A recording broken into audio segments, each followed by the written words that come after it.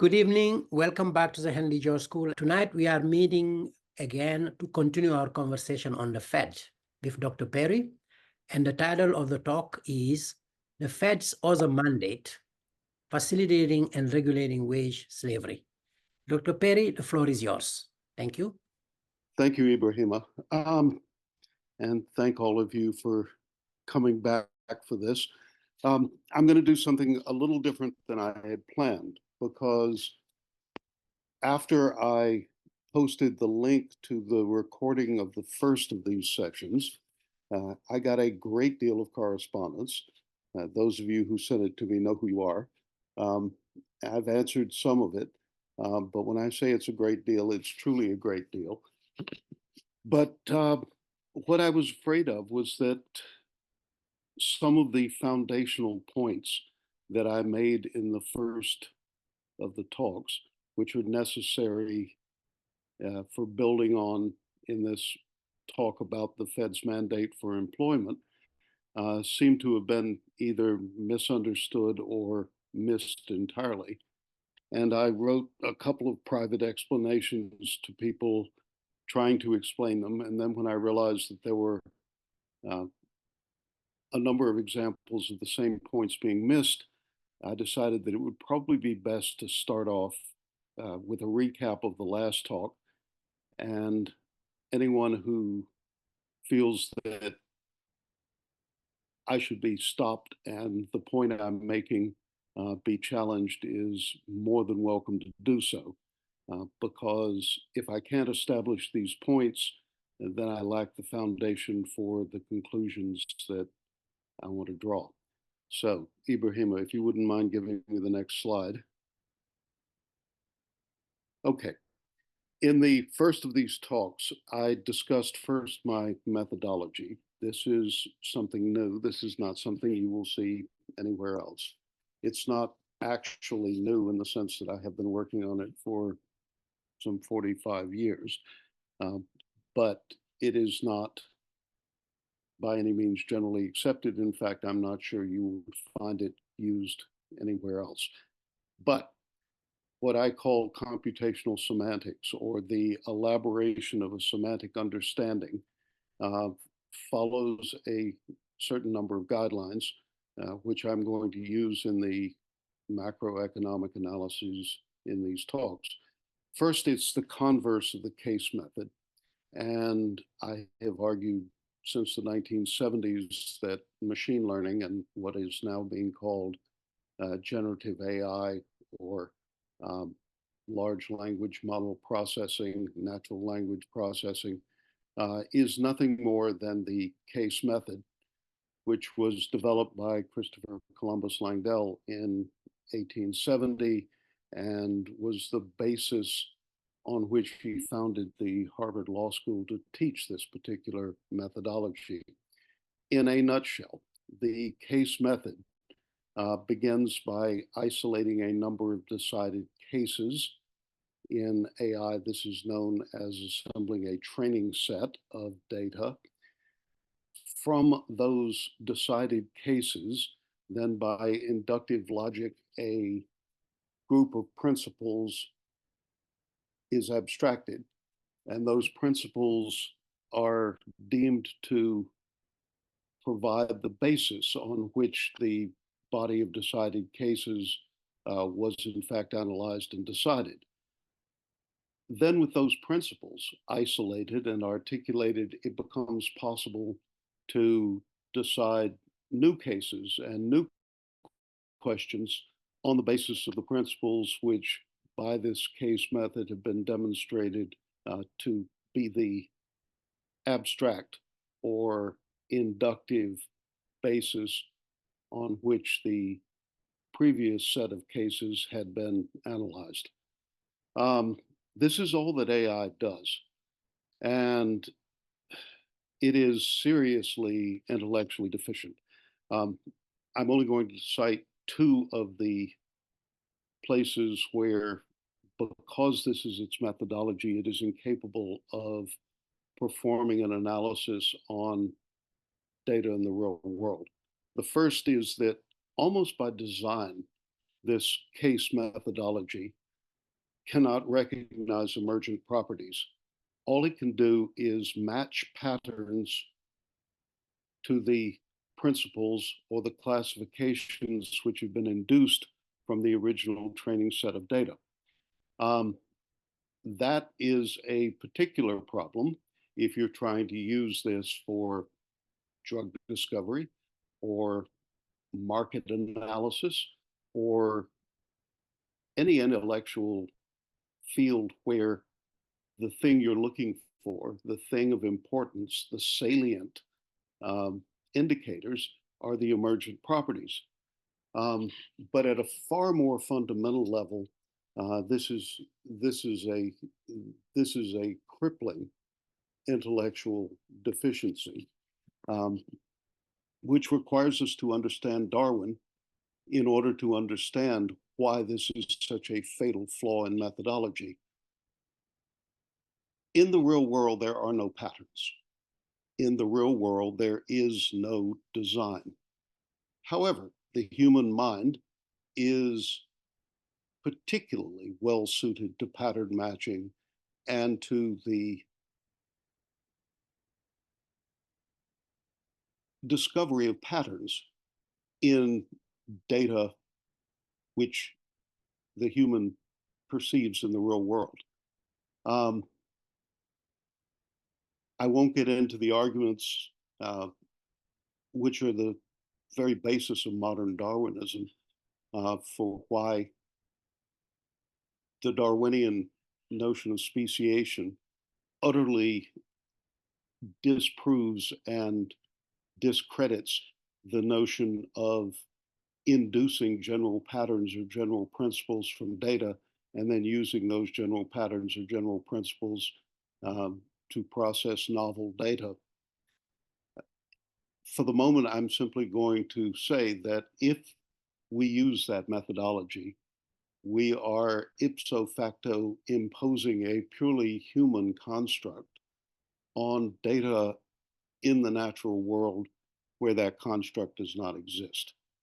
And I won't get into the problem of whether the social sciences, or as opposed to the hard sciences, are themselves more manifestations of the workings of the human mind rather than they are of data as experienced in the real world, except to say that when we perform a semantic elaboration of real world data using the tools of Darwinian speciation, we can demonstrate an actual chain of causality.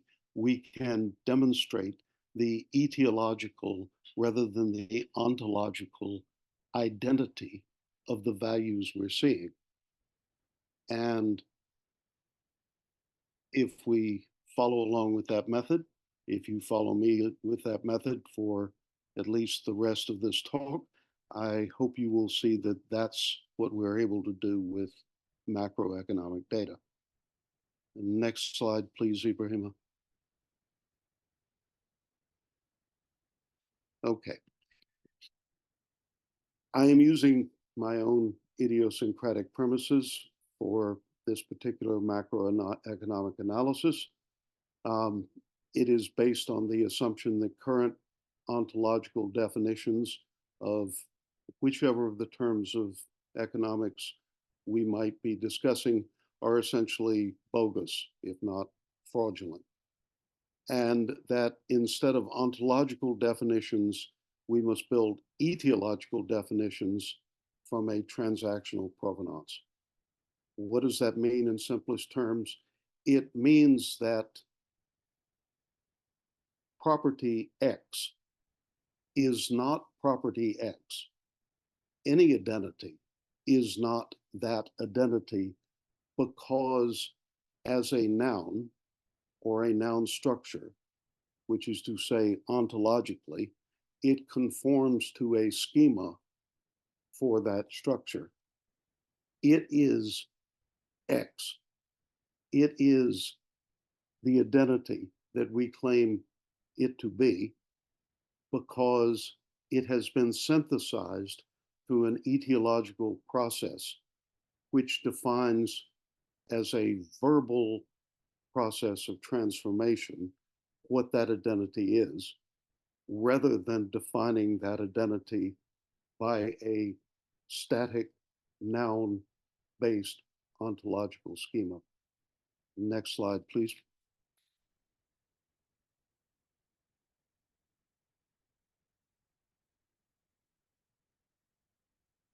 Okay, in the last talk, I covered these 5 emergent properties within the 21st century in US macroeconomic history, all of which should have been recognized as emergent properties, each of which fundamentally changed the nature of the transactions in the US economy.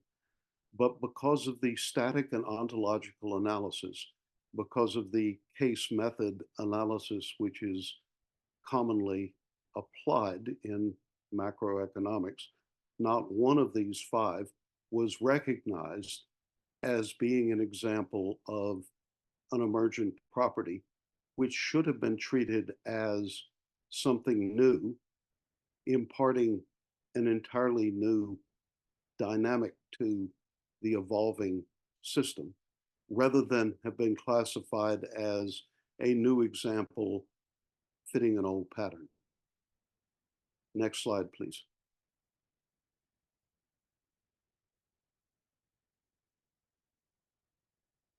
So the etiological pattern, which we can see beginning in the early 1990s, which demonstrates emergent properties which have utterly changed what we confront, what the actual identities of the attributes of the properties of the US economy are, have been first the Greenspan put, the notion that the Fed will intervene in order to preserve market valuations.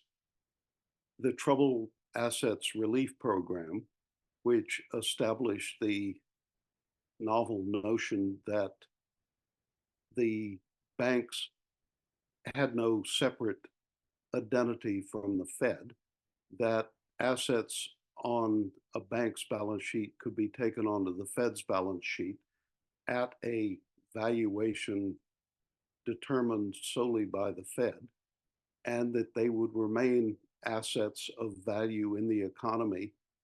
That means there's no legal distinction between the Fed as an entity and the banks as entities. Quantitative easing, which instead of managing the money supply by virtue of pressure of interest rates, the Fed manages the supply of credit directly through its own open market operations to allocate credit as a principal dealer. These allocations of credit go onto the Fed's own balance sheet, so that rather than the Fed acting separately from the economy, the Fed's balance sheet becomes the cumulative credit of the economy as a whole.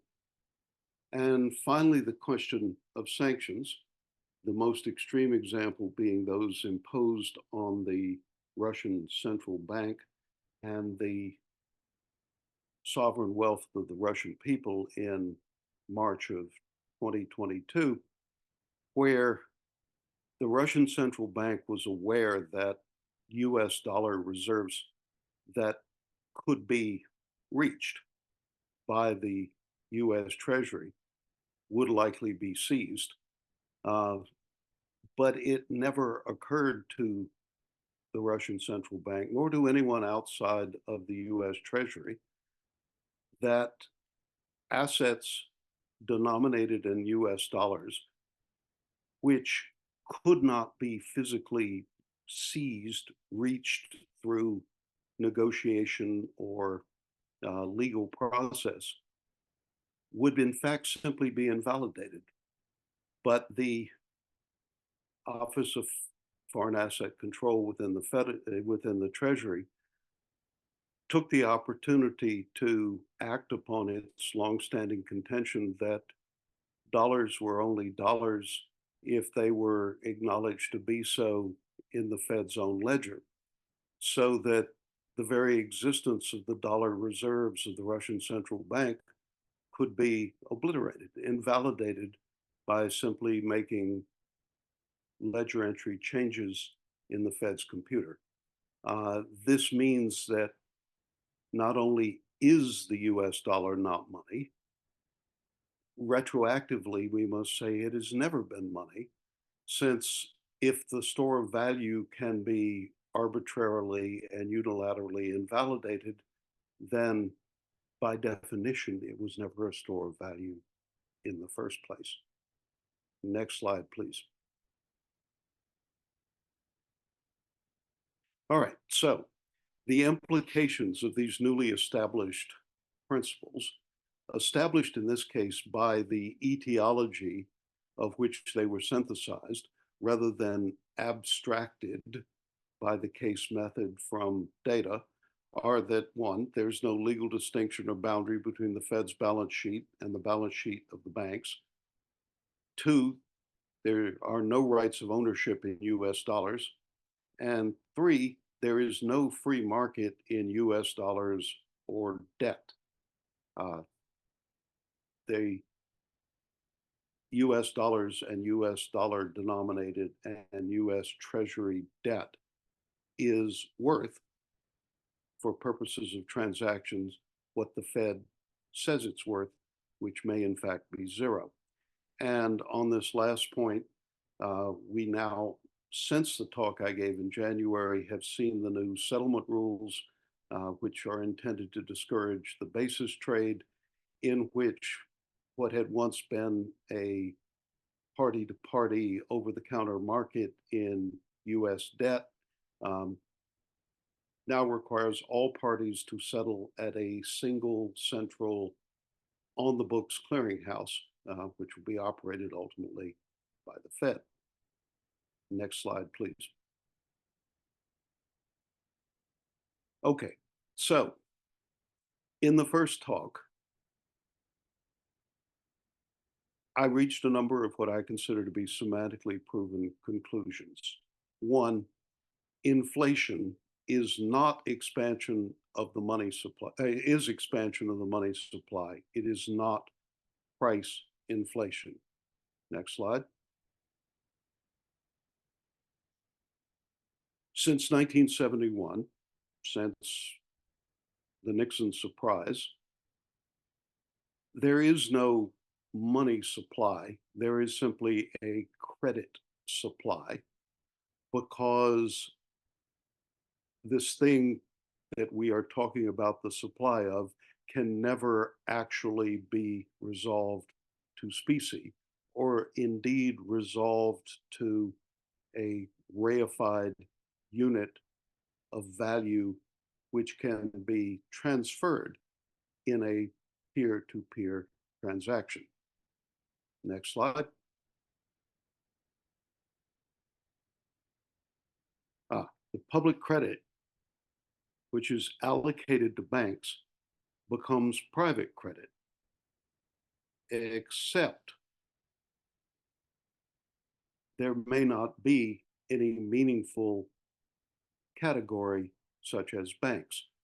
If the banks are simply a group of line items from the Fed's balance sheet, as the Fed has treated them since the Troubled Assets Relief Program in 2009, then it is arguable that there is no such thing as private credit. And we have seen that credit is only removed from the economy by taxation, since no debt is ever retired. It's automatically rolled over. There has been no retirement of any federal debt in this century. So, what does this imply about the working of the economy as a whole? First, the Fed creates credit. The Fed essentially allocates that credit. Historically, some portion of that credit was allocated to the banks, which then, by converting that public credit into private credit, were able to allocate it as private debt to their borrowers. But as we saw in March of 2023, with the collapse of Silvergate and Signature and Silicon Valley banks, the Fed does not recognize any distinction between items it regards as of value on its balance sheet and items which would otherwise be subject to the rules of bankruptcy and creditor claim because they are on the balance sheets of the banks. The inescapable implication of that is that there really is no such thing as private credit and no such thing as private debt any longer. There is one creator of credit, that is the Fed. There is one allocator of credit, that is the Fed.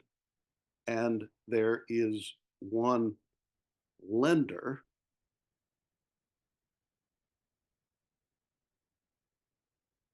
that is the Fed. Whether the Fed conducts that lending directly on its own balance sheet as the sole functioning banking entity in our economy, or whether it does it through a two-step with the banks or through the federal reverse repo facility or through short-term treasury dealings, there's really only one banking entity. And that banking entity creates credit, which it then allocates into the real economy. Next slide. Okay.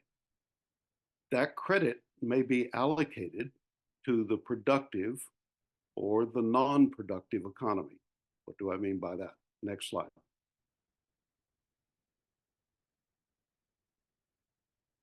We know whether the credit has been productively or non-productively allocated by the simple measure that the productive allocation of credit fuels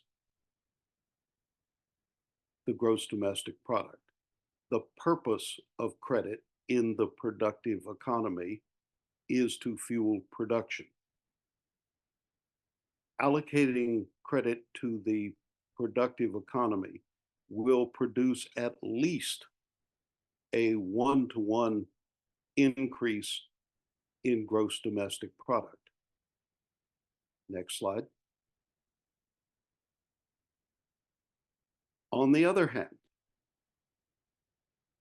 we know that the credit has been allocated non-productively, that is, into financialization, if instead of producing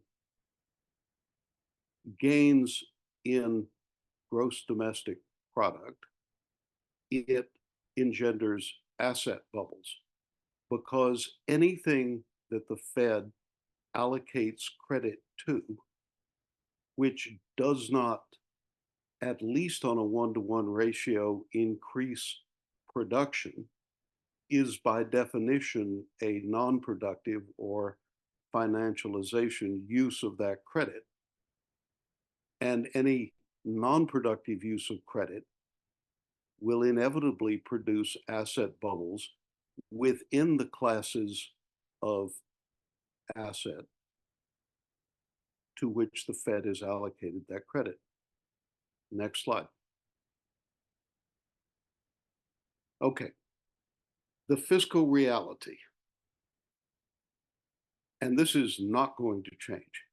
The two political parties at this point exist, each to fight to the death on its piece of this fiscal reality. There is no political path to raise taxes, and there is no political path to cut spending. And if you look at the details as they're being leaked out of the bipartisan stopgap spending bills that Congress is working on today, you will see the truth of that. There literally is no place for either party to permit the priority of the other party. We are literally stuck in a deadly embrace. Just a lemma here. I have noticed this happened only one other time in our history, and that was in 1850, and it happened as a consequence of the Compromise of 1850. The Compromise of 1850 ended the historical tie in the Senate. From the time that Kentucky and Tennessee were admitted to the Union in the Washington administration, the Senate was evenly balanced between North and South, and it continued to be evenly balanced between North and South. You effectively had states admitted in pairs. In 1804, Ohio and Louisiana; in 1817, Indiana and Mississippi; in 1819, Illinois and Alabama; in 1820, the application of Missouri for admission to the Union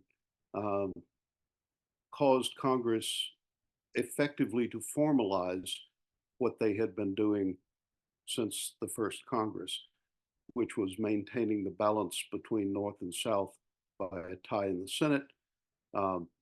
Despite all the problems with the admission of Missouri, it was facilitated by admitting Maine as a northern state to counterbalance Missouri as a southern state.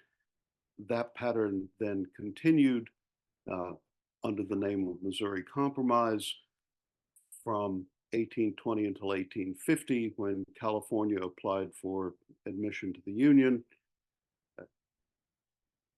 The Senate's first response was to say that California would be divided and admitted as two states. But the constitutional organizers of California refused to permit that. And they insisted on being admitted as a single state. In the Compromise of 1850, the southern states gave up the demand which had characterized their policy for dealing with admission of new states since the first Congress, and allowed California to be admitted as a single state, thereby breaking the tie in the Senate. The tie in the Senate had made it impossible to debate the big issues. And actually, the big issue for all of US history up to that point wasn't slavery, despite the lectures Nikki Haley has been getting recently. It was the tariff, and we won't go into that, but the fundamental questions could not be debated because there was no way to win the debate. And it was the tie in the Senate that assured there was no way to win the debate. Consequently, the smaller details, the logistics were worked out, and the great Senate debates were about trade policy, tariff, and ultimately foreign policy and war. Once the tie in the Senate was broken, the inevitable result was political partisanship, because the advantage was to be gained by taking ever more radical positions within the parties, which leads ultimately to the Civil War. I went off onto that long lemma because I think we have now arrived at a very similar position. The two parties we have are locked into intractable positions which they cannot get out of, which in terms of fiscal policy mean that there will continue to be no path to increase taxes, and there will continue to be no possibility of cutting spending. And certainly that's borne out by the data of the last 5 years, particularly when we see that the annual deficit between revenues and expenditures went from $600 billion to $1.6 trillion in 1 year, and that the deficit, which now the national debt, which now absorbs 100% of the annual deficit as new debt, as well as absorbing the increased interest on the national debt as new debt. The deficit is now, the debt is now increasing at $1 trillion a quarter, and seems destined to continue to do so until something breaks. We don't know what is going to break because we are in completely uncharted territory here. Next slide, please. Okay. We know that the allocation of credit is not a fully productive allocation of credit, because the GDP is not growing at a 1-to-1 or greater ratio, that is a ratio to the credit allocated to public debt. Next slide. The public debt, untouched as it will be untouched, as it cannot be touched by current fiscal power of Congress, will reach 200% of real GDP within 1 year. This has never happened to a leading modern industrial economy. The closest example we can find is probably the collapse of the British Empire under the cumulative debt of 2 world wars as a percentage of their GDP, but we're already in excess of that. And let me say that investment in war, investment in the military-industrial complex generally, is not truly productive. If you're building things in order to blow them up, those things should probably not be counted as the national production. And that's true of services as well as of goods. If you are enlisting people in a wartime economy in order that their services be put to destructive uses, then the service side as well as the goods side of your putatively productive economy is actually not productive. But unless war becomes a permanent condition, as it certainly was for the British Empire, then that should just be an edge case. Unfortunately, it's probably no longer an edge case for us. But the two main cases should be the productive and the non-productive allocation of credit. The productive allocation of credit goes directly to fuel GDP growth. And by that, we hope we mean real growth, not just the growth in destruction. And non-productive use of credit goes ultimately to fuel asset bubbles because it is misallocated away from the truly productive economy. Next slide. Okay. Is our current situation a war economy or not a war economy?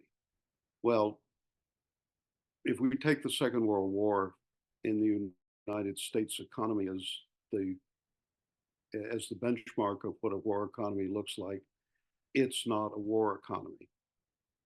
Though, on the other hand, when we see the lobbyists of the military industrial complex running around Capitol Hill these last 2 months trying to sell the supplemental military aid bills as job creators in all 50 states, perhaps as a de facto matter, we do have a permanent war economy. Next slide, please. Okay, the expansion of non-productive credit necessarily goes to fuel asset bubbles. If it goes into something other than production, which will result in a one-to-one or better increase in product, then it becomes financialization. And the only question is what lucky asset class is chosen for the financialization that becomes such an asset bubble. Next slide, please. All right. It's the asset bubbles that demonstrate price inflation. At the very beginning, I said inflation is expansion of the money supply, but since there is no money supply, since 1971, there is only a credit supply, then asset bubbles demonstrate that price inflation is the symptom. That price inflation exists precisely because of the etiological process I claim is going on here. That if the allocation of credit through expansion of credit and then the use of that credit for a non-productive rather than a productive outcome, if that did not produce a price inflation in the favored asset class to which that credit is directed, then my whole argument would fall apart. However, this hypothesis is not falsified by any evidence we see in the real economy now. We are seeing that there are asset bubbles which predictably arise out of the specific misallocation of credit to those asset classes. Next slide, please. Okay. What are we calling the rate of inflation in the economy? Well, when you see talk of the inflation rate in the press, and that includes the press releases of the Treasury and the Fed, they're talking about the symptom. They're talking about price inflation. They're talking about where the bubbles are, though they won't admit that those are bubbles. Now, I tried with the January numbers to apply the 1980 methodology for computing the consumer price index to the current numbers. It's mostly possible to do that, although the way in which the numbers are published, as opposed to the way they were published 40 years ago, makes it difficult. I can tell you that if you take the numbers for January of this year and subject them to the methodology that was used for CPI by the Bureau of Labor Statistics in 1980, you will get an annual inflation rate slightly in excess of 11%, price inflation rate in the consumer economy of in excess of 11%, as opposed to, of course, the 3.4% that the Fed's favored figures are giving us. Well, why is that? Well, they don't like the real numbers, and the real numbers do not support their narrative. So they use the statistician's favorite trick, and in so doing, prove what a trick it is of removing the two outliers in the price inflation numbers of the economy. And the two outliers which they have been removing, first in what they called core CPI, which is the consumer price index as computed by the Bureau of Labor Statistics, minus food and fuel. And then later in what's now the Fed's favored number, which is called core CPE, that's the consumer prices as computed by the Bureau of Economic Analysis in the Treasury, but again, with the outliers removed, and the outliers, of course, are food and fuel, which between them accounted for something approximating 70% of the price inflation. All that demonstrates to an honest analyst is that food and fuel are in price inflation asset bubbles because they have been allocated public credit, which is to say expanded money supply, to use the old terms. But that has resulted in a price inflation which interferes with the Fed's narrative. Therefore, as a statistical matter, they are considered outliers and are removed from the calculation of core CPE. Next slide, please.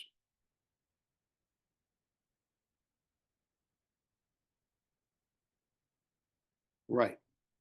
Housing was not removed from core PCE. Sorry, that should say CPE.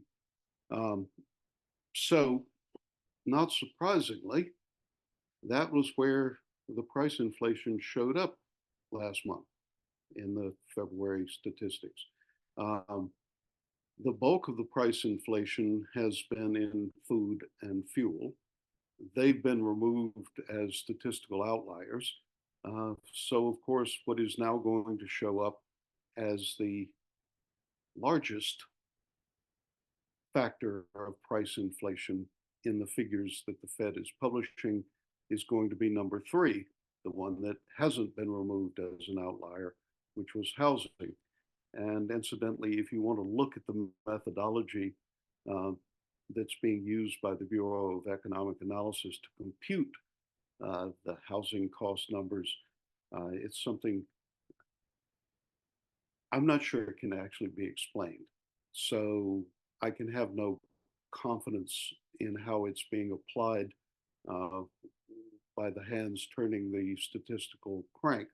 But it's something called owner equivalent financing cost. I'll leave it at that. You know, third degree assumptions pretty much make it clear that you have no concrete numbers.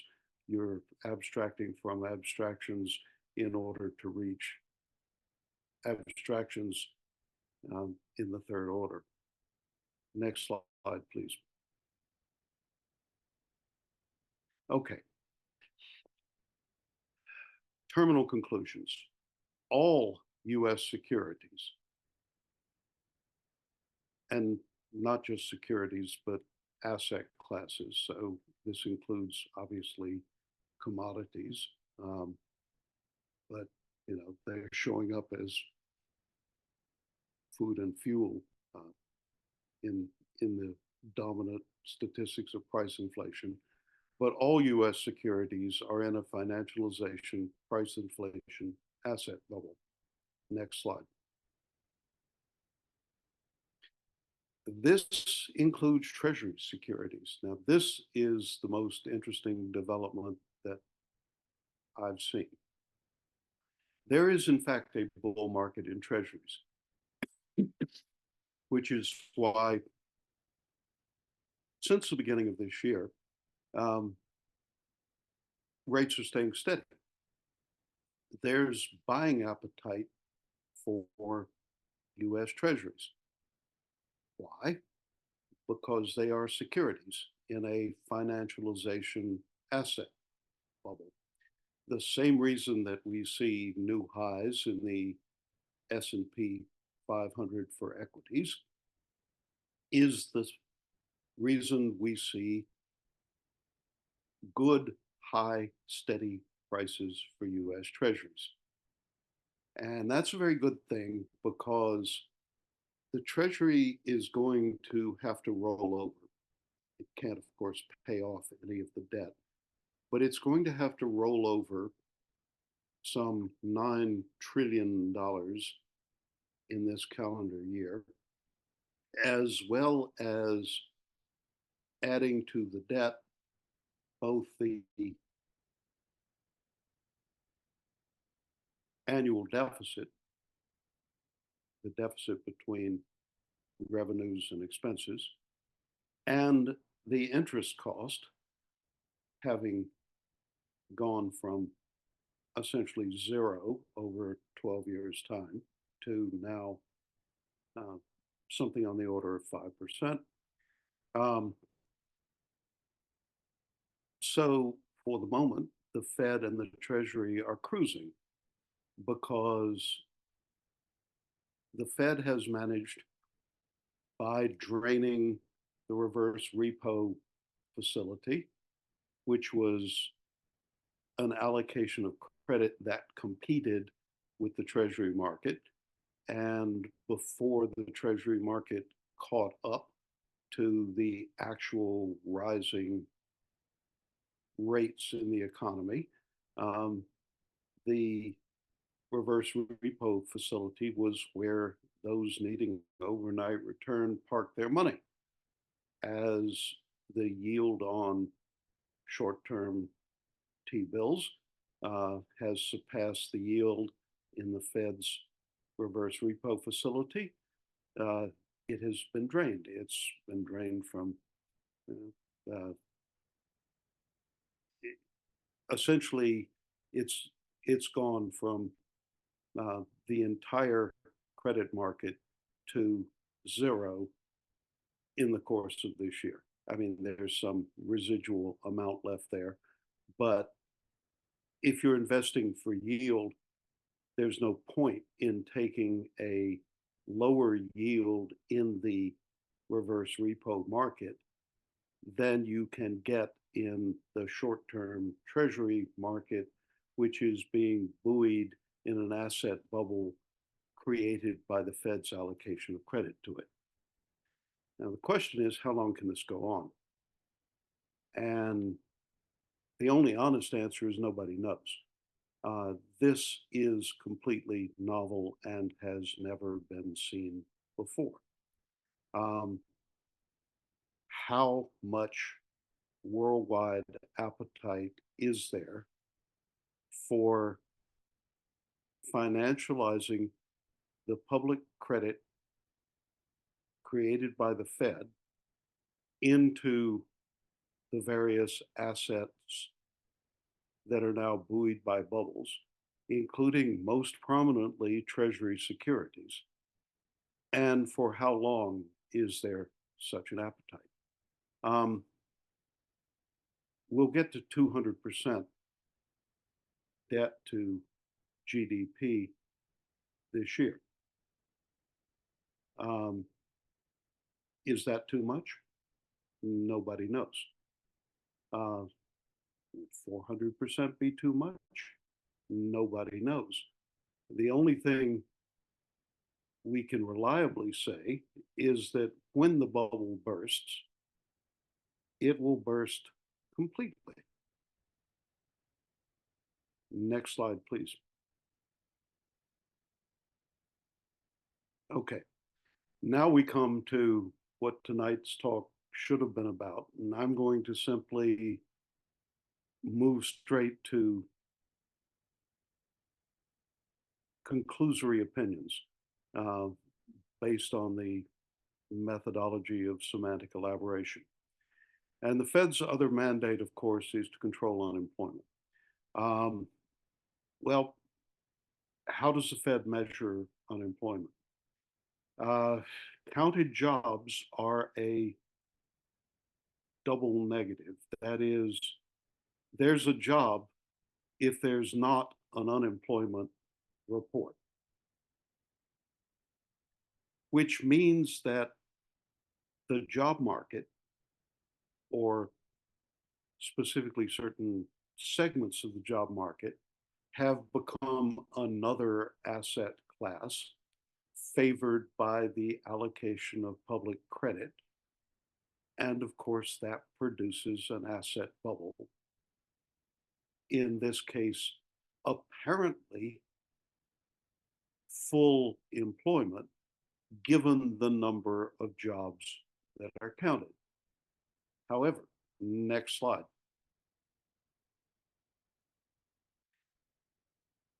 This is the hard and inconvenient fact, which cannot be explained by any economic data published by the Fed or the Treasury.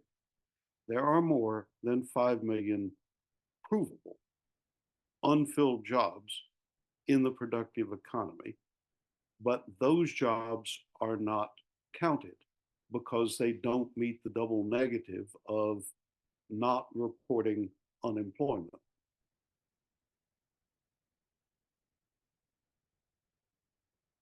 In other words, we have a distortion, a bubble, in this case, an employment asset bubble, which is produced in the counted jobs of the economy by the Fed's allocation of public credit, which otherwise can't explain the actual numbers that we don't see published. All right, nobody, as far as I can tell, has raised his hand in outrage. Well, Alan, yes, okay. Yes, thank you.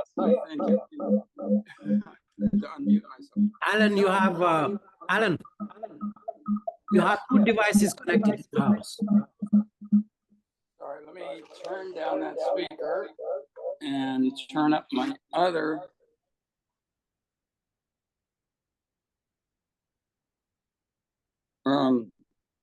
Say something.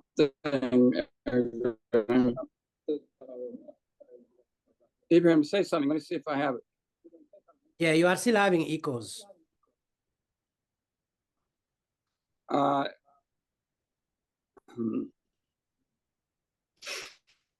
right. Well, I can really listen on one device and I can only speak on the other at present, unless I can get the volume up on this one. I muted it. Hang on, if I can unmute it.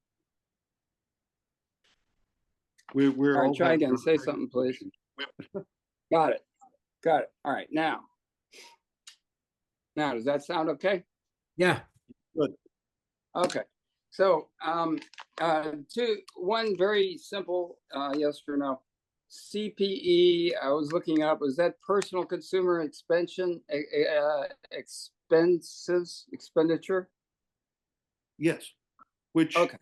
I mean, it's now in its second iteration, which is so-called core, which excludes the outliers of food and fuel. Oh, I But didn't use to. what? Okay.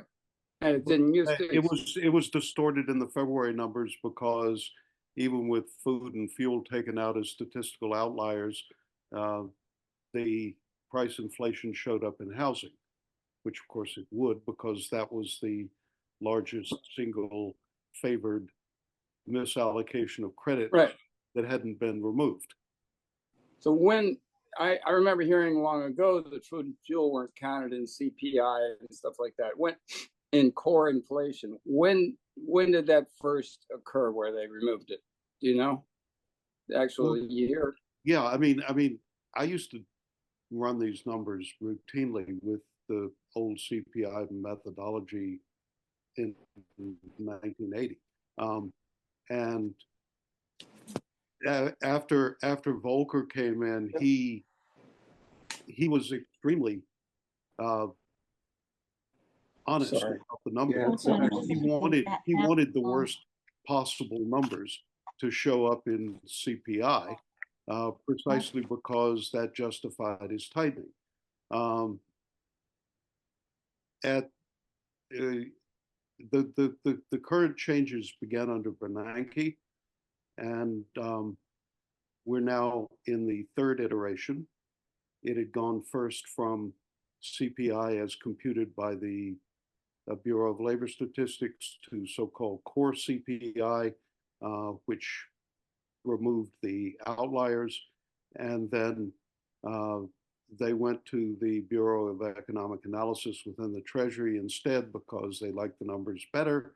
And now those numbers have had the outliers removed. Not surprisingly, those outliers are food and fuel, but those are the numbers the Fed likes.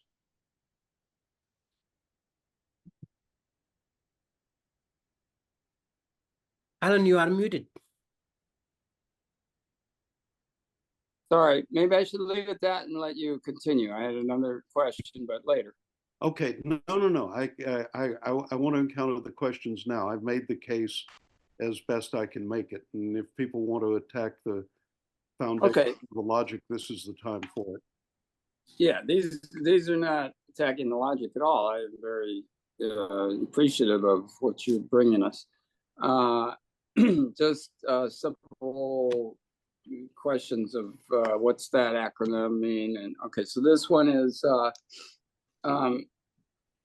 productive credit versus non-productive credit, and you characterize as non-productive credit as financialization. Would you put such a thing as a consumption loan under financialization, like a car loan? Well, what would be a consumption loan? Somebody gets a loan and they spend it for, I don't know, ongoing household expenses or something. All right. I'm not going to make that call. And I've chosen my methodology precisely so I won't have to make such calls, because the labeling you're talking about is ontological labeling. Okay. It is nouns and noun constructs. It is saying that this is an XYZ loan because it meets the schema of an XYZ loan, considered as a noun.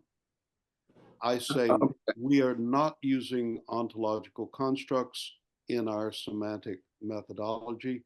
We're using only etiological transactional paths of provenance, so that we say that credit was allocated to this particular use. Doesn't matter what it's called as a noun. Doesn't matter what schema it corresponds I understand. to.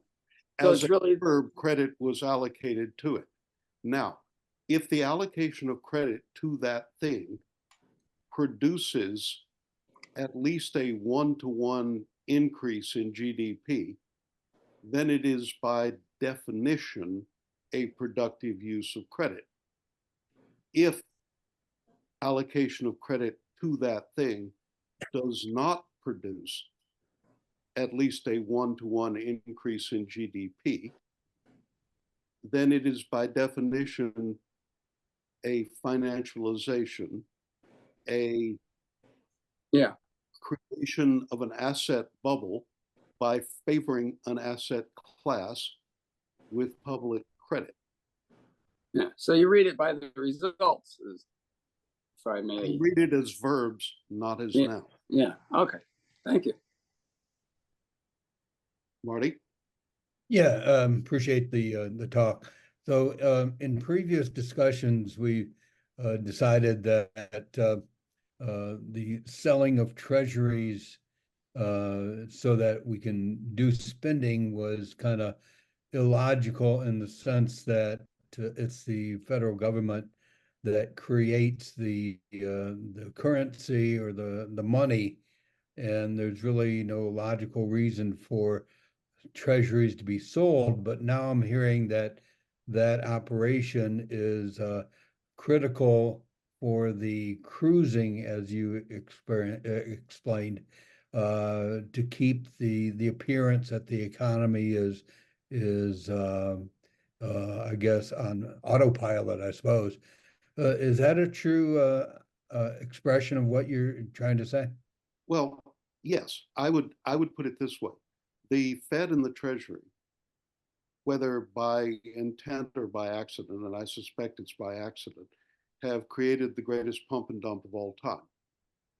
And they have created an asset value, an asset bubble, which inflates the price of Treasury securities at just the moment when they need to sell an unprecedented amount of Treasury securities into the market. When does the pump and dump end? Nobody knows.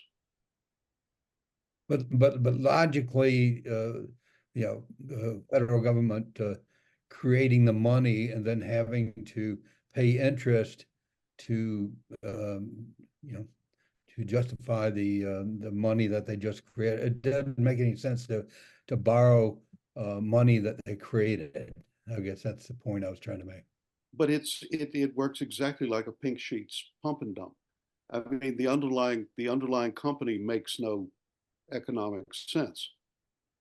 The use of your little Pink Sheets company is that you can create an asset bubble with artificial enthusiasm and appetite for that security, and then unload as much of that security as you possibly can. I mean, we saw exactly this 2 years ago with the meme stocks, to the point that AMC sold all the authorized shares they had, and then they couldn't get any more authorized shares because they couldn't get a majority of their shareholders to vote on the proxy question. The Fed and the Treasury don't have that problem. They have created a pump and dump, and they have no choice, since taxes cannot be raised and spending cannot be cut, to continue to sell treasuries into that asset bubble for as long as the asset bubble exists. So if you had your elevator speech for a presidential candidate, what would be the one sentence you would say?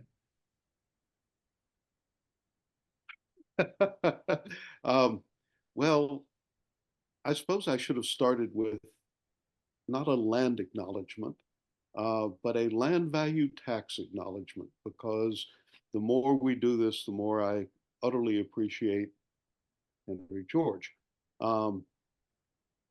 when it collapses, the only thing that is going to be taxable is going to be land, taxable at a local level, on what I have called in other discussions a feudal basis. That is, the collection of ground rents from those in the community who use the land. And the only spending there's going to be is local spending, which is going to look very much like some form of UBI. That is, the local community is going to spend money where it chooses to spend money, having raised it from the land value tax within its own community. And further up the chain at the county level and the state level and the federal level, they're simply going to receive something that looks very much like tithes to a feudal overlord. But the vast majority of both revenue and spending is going to be entirely local. I mean, this thing I was at last night, one of the participants was Andrew Yang. And for the man who brought the UBI back to the attention of the American public in his presidential run, I mean, I buttonholed him at one point and said, we should talk about Henry George. And he looked at me in horror like, oh my God, you don't mean I have to discuss what's behind the slogan? I've been running for president on UBI. Do I actually have to explain the mechanics of UBI? And then he just took off, you know, over his shoulder saying, I love Henry George. Well, great, let's talk about how to implement Henry George. But yeah, I can't predict. The party system is going to collapse along with the polarized policies it has created. When you have one party that will not cut spending and one party that will not raise taxes, you get what we've got now. The problem is we've never seen this before. Yeah. So, you know, presumably we see a collapse before we see what comes next. Well, appreciate it. That was a good answer. Thanks. Joe? Hi, thanks, Dr. Perry, for this very thought-provoking presentation. I guess I come to these webinars looking for measures to address these problems that you're describing. You just mentioned one in terms of Henry George, adopting Henry George's taxes on unearned income. And as Richard Demers pointed out, there's several ways of doing that, locally, as you mentioned, also federally, in terms of changing capital gains inclusion rates for things like real estate. You could capture a lot that way as well. But I'm also looking for Henry George's other side, which is greenbacks. It seems to me what you're proving is that we need to change the monetary system, that money should be sovereign, and it shouldn't be credit, and it shouldn't be bank created. And the other thing that concerns me is you've mentioned this problem with the two parties not cutting spending and not raising taxes, but I'd like to see some sort of judgment about these two positions, because my own impression is that the government isn't spending enough on health, on education, on infrastructure, on housing, other necessities for the American people, and that the Republican Party has been for some time, from Reagan to Bush to Trump, have been advocating the agenda of the plutocrats, and whether it's getting their Supreme Court judges nominated or cutting taxes when we couldn't afford those cuts, It just seems to me that I'm not saying that the Democrats do everything right by any means, but I'm just saying that the fundamental problem seems to be a plutocratic agenda promoted by the Republicans, whose politicians have been bought and paid for. Do you No, have any? Do you have any? I understand that that's what you think, and you are one of those people who gave me extensive feedback, and I'm about 15 pages into a written response to you over the last week or so. But it comes down to this, that you're perfectly entitled to make this a moral opinion, but the moral opinion cannot by definition be a political one. And that's actually the meaning of separation of church and state. And I ask people all the time, who first articulated the separation of church and state? And it was Jesus of Nazareth. And he did it in the most effective way that it could possibly be done. A delegation was sent by the Pharisees to trip him up. And they asked, is it lawful to pay taxes to Caesar? And that's not a facetious question. That's not a specious question. Jewish law was quite settled that it was a violation of the first commandment to pay any tax other than the temple tax, because to honor anyone with tribute in the form of taxation other than God was to put whoever that authority was over God. And as Jesus pointed out, it's also a violation of the second commandment. He asked to see a Roman coin, and of course it has Caesar's image on it. And this is the use of a graven image for the purpose of giving glory to Caesar, and thereby a clear violation of the second commandment. And you're not going to make the Romans go away. No, wait, Dr. Perry, aren't I just reflecting the spirit of Henry George, progress and poverty? That this is well, a political agenda which ensures poverty. I'm separating the moral from the mechanics. And the fact is that if the revenue is raised in the community, and when I say community, I mean a consenting polity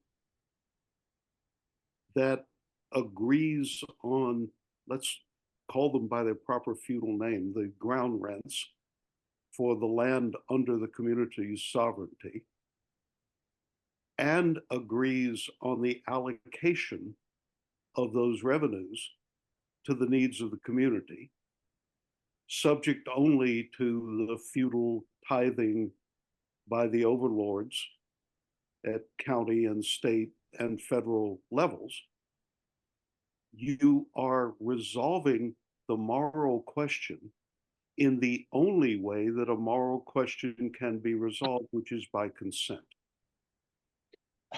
Consensus is on its face a human rights violation.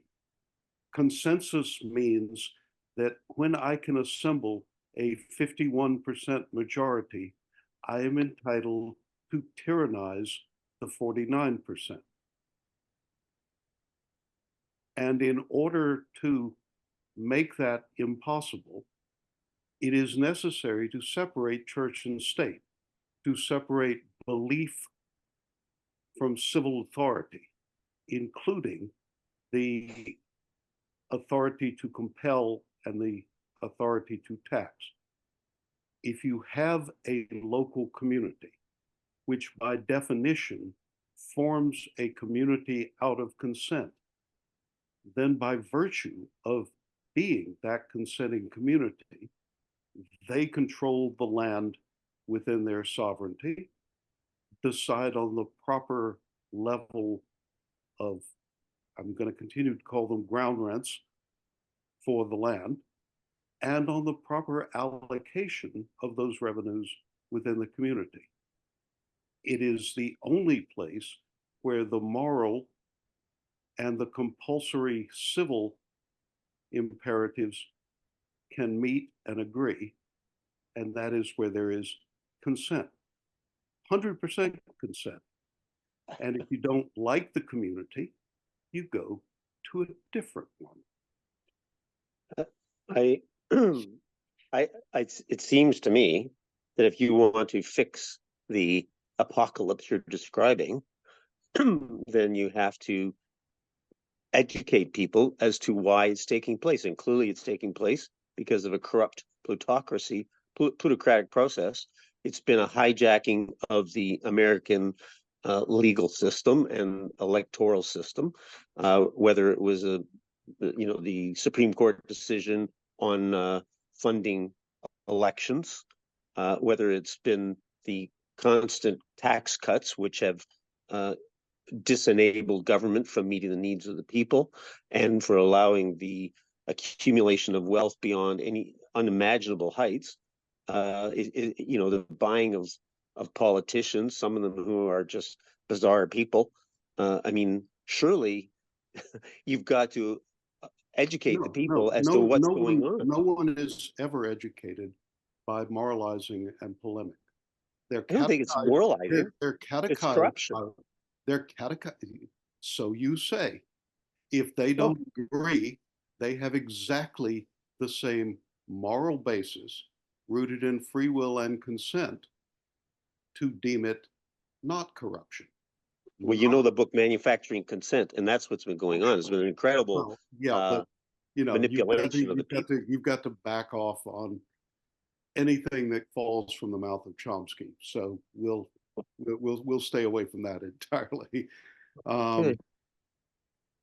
No, I mean, the only thing that's going to work, as Jesus perfectly demonstrated, and as Luther revived the question, and then as the separatist dissenters who realized that the wars of religion in Europe, particularly the 30 Years' War from 1618 to 1648, was not about what was morally correct. It was about who got to be the dictator, who got to hold the magisterium, who got to decide what the tithe was used for.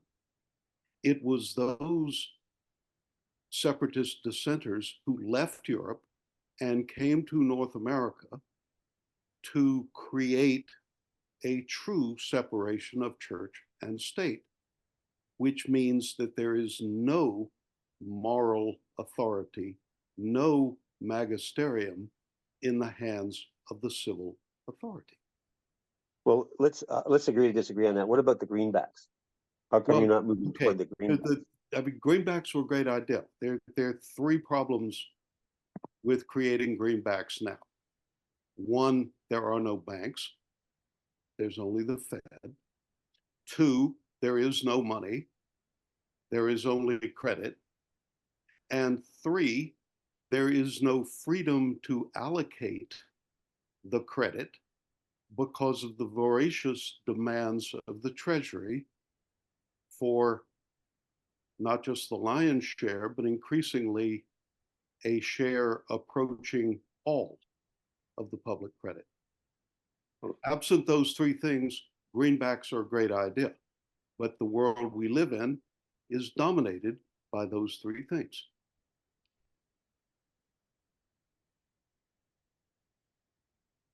Well, I would say that greenbacks are sovereign money, they're not credit.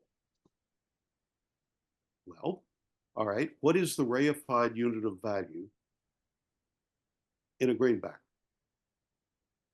Yeah, money is a creature of the law. It's not some kind of commodity. Even when there was gold, the gold standard, there was about 1/4 of the amount of gold that was required to actually be properly backed by gold. Gold, that's always been a canard. It's never been a true gold backing system. And of course, the gold backing system was what led to the Great Depression. So who gets to say what the mark-to-market value of that money and securities denominated in that money is?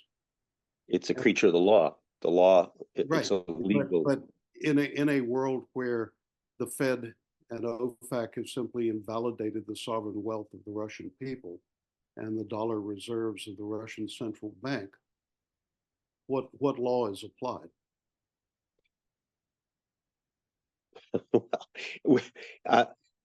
I would say it's like garnishing wages. The Russians have, it's like anybody who owes money to their spouse or to credit agency. What court made judgment that resulted in that garnishment? Well, yeah, you're back to morals here, but the Russian government forfeited their right to those things by doing what they did. In other words, might makes right, which is that's what the Russians were doing, and this is a way of trying to. It is not what the Russians were doing with respect to their money. They were holding U.S. dollar reserves in order to be a responsible participant in the international monetary order. Well, if you drive and you drink, you lose certain rights, right? This is just. All right, I'm simply trying to distinguish here between. This can be very, very controversial. Well, So yes, but Ibrahima, it shouldn't be controversial because if we say that money is a creature of the law, we're entitled to ask of which law and as applied by which court using which procedure, when and how. Anyway, Peter's got his hand up. Thank you. Hi. Wow. Yeah. Fantastic discussion. I think I'm on the opposite side of you, Dr. Perry. Most people are. I know. Yeah, but enjoy it. It's it's great to hold court. So I guess I'll sacrifice what I was going to ask you and kind of piggyback on what everyone else is talking about. Your most recent comment to Joe about which law. Well, it's actually which people are making the laws. And so, and if you have kind of a greedy, sadistic, gluttonous people making laws, then you're going to have bad laws.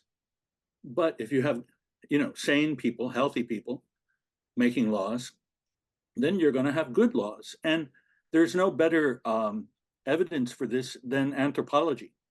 If you look, I left a link in the chat section of an essay written by the evolutionary biologist Stephen Jay Gould. I think I'm sure you're familiar with him. He was director of the my great hero. Yeah, awesome. I mean, the only other person I am completely certain of gets Darwin. Yeah. Okay. Good. Because then you should you more than anyone else should read the link I posted. It's his. Kropotkin was no crackpot. Right. He wrote that I think in the 1980s. Maybe it came out in the New York Times or the New Yorker or something. So basically, the 19th century evolutionary biologists believed that Darwin was incomplete, if not.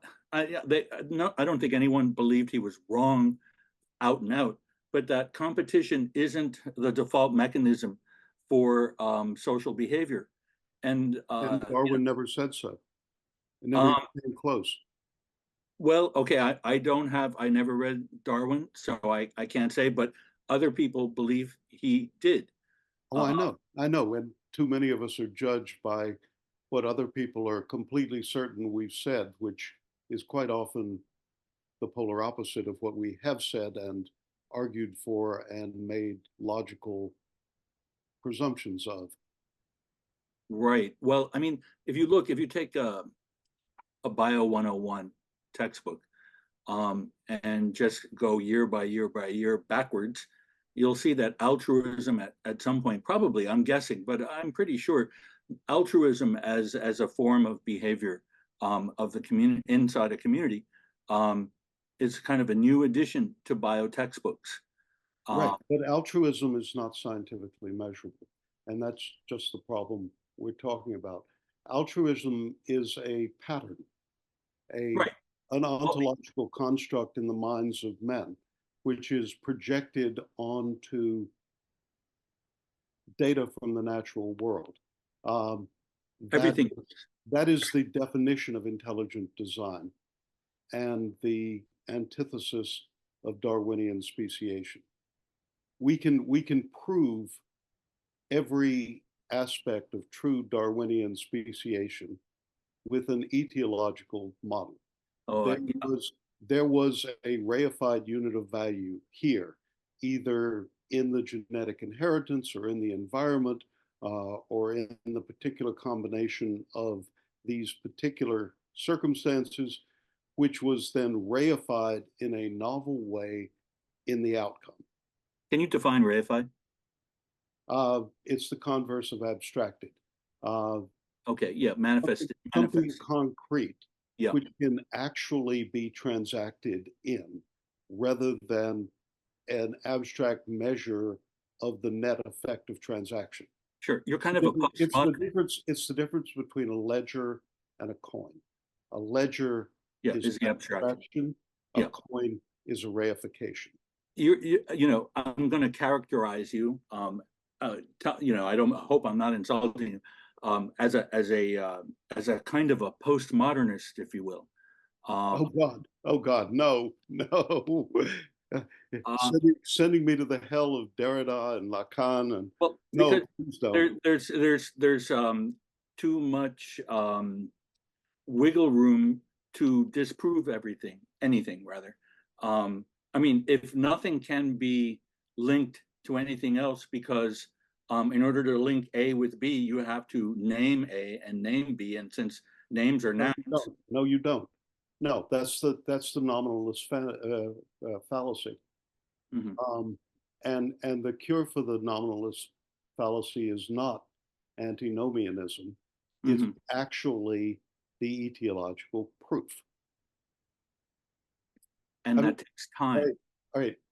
Another of my heroes, Professor E.J. Corey at Harvard, professor of chemistry, won the Nobel Prize in 1990 for his 1988 book, The Logic of Chemical Synthesis, in which, as I read that book,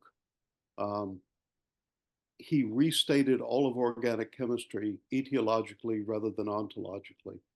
That is, the definition of protein X is not that protein X corresponds to this particular ontological schema. It is the path of synthesis by which X was created.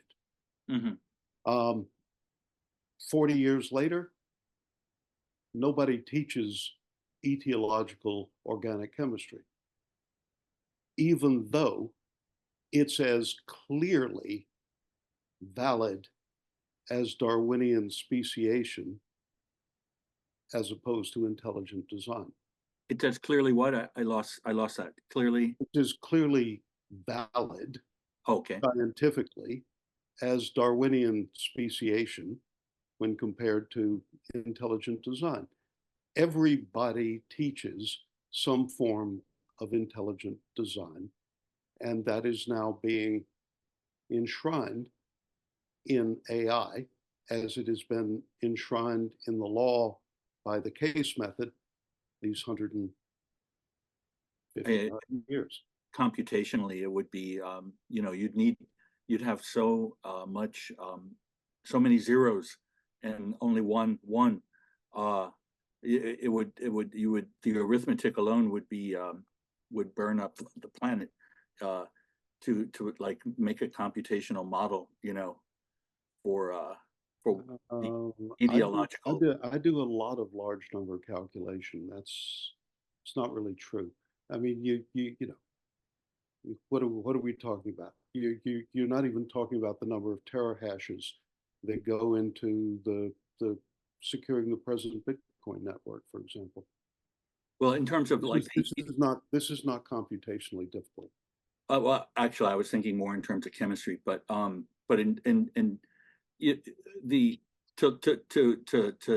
think about context of everything and how something emerges out of the context, and a world of verbs and so forth.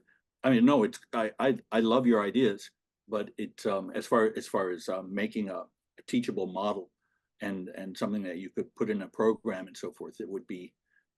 I don't know if I don't know computer science, but I don't know if we're up for that in terms of brute force, But anyway, getting back to political economy.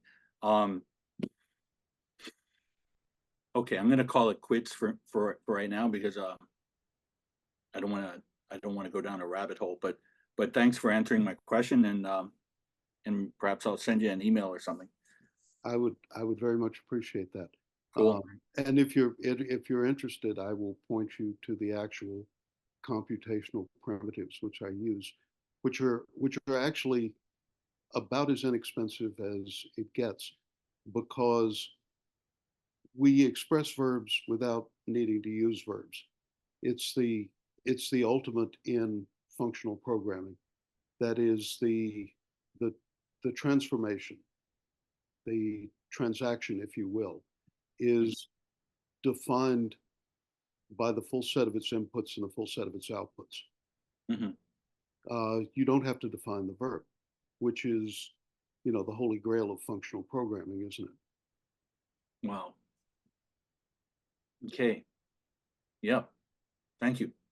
Please send the link. Maybe Alan Smith and I will try to, Alan can help me. Alan's the computer guy. Definitely interested. Yeah. Thank you. Of course. I see Joe has his hand raised. Joe, you want to come back, or was it before? I do. I just want to ask a question. I don't want to create controversy. Yeah, I'll give you the last word, Joe. What I like about coming to Henry George webinars is that we have these fine minds giving us proposals about how to solve problems. You've described it as a very serious problem, or a series of them. Do you have a proposal or several proposals to help solve those problems? Yes. Good. Please elaborate. I'm